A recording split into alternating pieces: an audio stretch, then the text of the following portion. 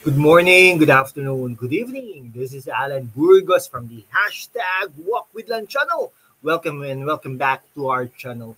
Guys, if you are not yet subscribed to our channel, please do it so now so that you can be a part of this growing family. Officially, we are now 8,212 subscribers. Thank you so much, guys. God bless you all. I love you all. Mahal na mahal ko po kayo. Okay, sige. Ano po pag-usapan po natin today ay si Sunny Angara. But before that, let's sip a coffee first. Sarap. Okay. So ano po winelcome na po ni Pangulong Bongbong Marcos at tuluyan na pong lumisan si pangalawang Pangulo Sara Duterte sa kagawaran ng edukasyon at ang pumalit po sa kanya ay ang dating senador at ngayon ay si Secretary Sunny Angara ng Aurora. Ito po ay anak ng dating UP President at Senate President Edgardo Angara from Aurora also. Pinanumpa na ni Pangulong Bongbong Marcos at tuluyan ng nilimot si Sara Duterte ng Davao at ipinanumpa na niya si Sunny Angara kanina diyan sa Malacanang o diyan sa palasyo ng ayan talaga diyan sa palasyo ng Malacanang. Okay? So, siya na po officially, siya na po ay nanumpa na bilang DepEd or Department of Education Secretary kanina po. Ang nag-administer po niyan ay walang iba kundi si Pangulong Bongbong Marcos o si Ferdinand R. Marcos Jr. na sa Lunes naman ay magsoso na siya or State of the Nation Address. Siya po ang nag-administer ng panunumpa ng bagong appointed Education Secretary Sunny Angara at Malacanang. Ito pong sinabi ng Presidential Communication Office sa kanilang mga press releases. Sabi nga ni Marcos, welcome to the cabinet. Sabi naman ni Vice President, di ba? Welcome to the chaos. Parang gano'n. Ito, positive ito, si Bongbong Marcos, welcome to the cabinet.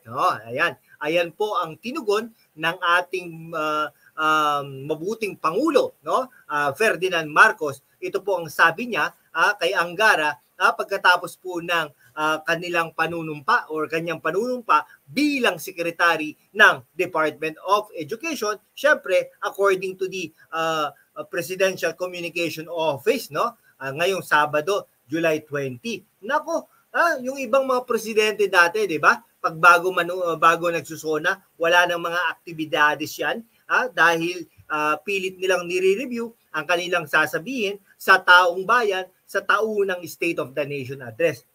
Ang Pangulo, okay, sabi niya, ang formalizes his position in the cabinet. Welcome to the cabinet.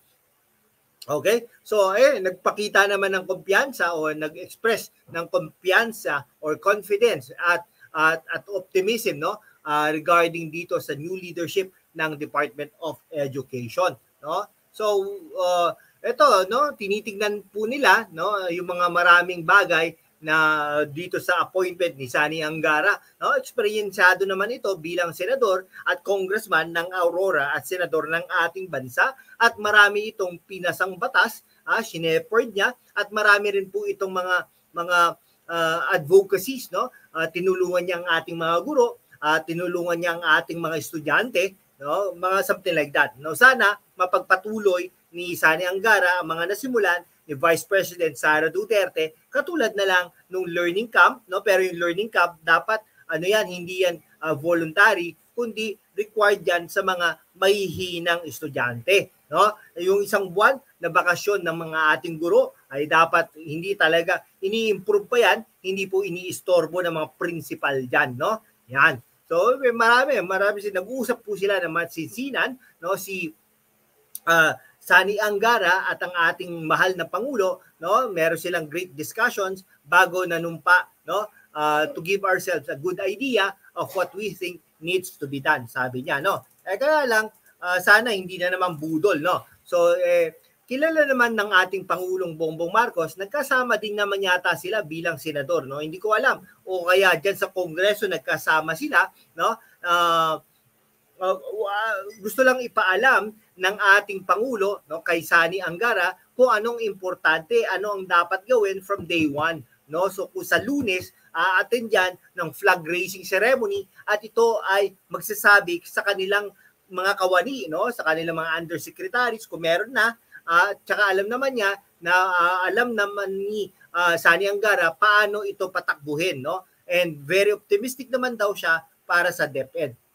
Sabi pa ni Angara, sabi naman ni Angara, nagpasalamat siya sa ating Chief Executive, sa ating mahal na Pangulo, na ipinagkatiwala niya, no, ang napakalaking departamento at bureaucracy sa isang senador na katulad niya, no? Talagang grateful talaga ito si Sani Angara ng Aurora sa ating mahal na Pangulo dahil ipinagkatiwala niya sa kanya, no, ang mahalagang task na ito para pangunahan at i-lead ang isang departamento na katulad nga ng ating sinabi ay napakalaki bureaucracy, no? Ayun po ang importante, no? Sabi nga para gamitin ang salita ng ating Pangulo, Mr. President, I know how much you value education as much as every Filipino family does. Natawa po tayo medyo doon kasi nga po, di ba, may mga nagsasabi, hindi po graduate ang ating Pangulong Bongbong Marcos ng kolehiyo. Hindi ko lang po alam, no? Baka may magsabi dyan, no? Patotohanan kung totoong talagang nangyari yon, no? Eto, sabi ng ating Pangulo ay talagang looking forward siya, no, to work very closely with you. Tinutukoy niya dito ang ating incoming secretary Sani Angara, no, in the coming days, no, in coming months. Nako, delikado yan. Bakit days and months? Syempre, 'di ba, pwedeng years yan until such time na baka ito ay tumakbo bilang senador ng Pilipinas sa 2028 o di kaya baka vice president o di kaya ay presidente na ng tuluyan. Magkakalaban sila or magkakampi sila ni Sara Duterte, no? I-improve daw niya ang educational system for the benefit of our young learners, for the benefit of the future generations. Ito lang po ito ang ating suggestion o ito ang ating observation kumbaga. No, kunwari may lilipat, no, from isang probinsya papuntang Metro Manila, no? Bakit kailangang ibalik siya sa Teacher 1, no? Putik na yung mga punyeta. Hindi dapat ganoon, no? Dapat kung ano yung rank niya, yon. Okay? Ay kaya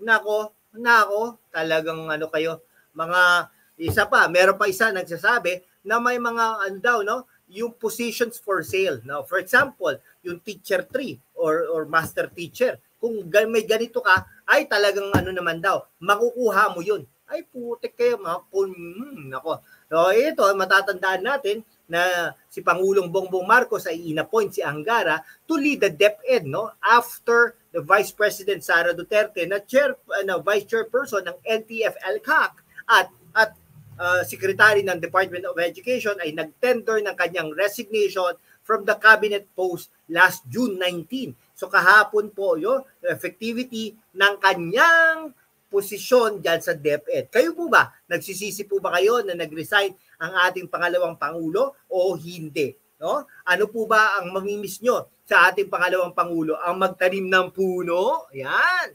O di kaya naman magpa-picture sa mga estudyante? O kaya di naman magpa-picture sa mga teachers?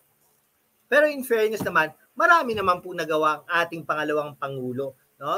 Talagang mamimiss niya ang kagawaran ng edukasyon dahil nga naman hinahal niya ito. Yan. Okay, so Angara officially took the helm of the DepEd on Thursday after Duterte turned over the post in a ceremony at the DepEd complex in Pasig City. Yan, Pasig City na naman.